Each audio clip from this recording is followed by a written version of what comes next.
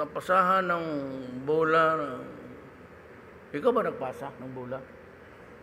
Ikaw ata ang pumatay kasi malakas masyado. Anak mo. Pag diretso na tumba, patay.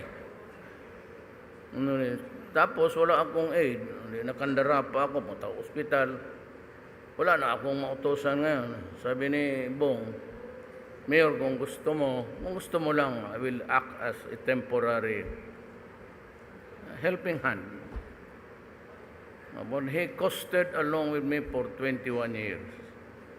Alam mo ito si Bong, hindi ko lang sa ayaw kaya ng itong mga social media.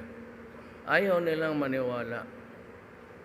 Ito si Bong, Batanggenyo to. Ang mga pamilya ito, puro mason.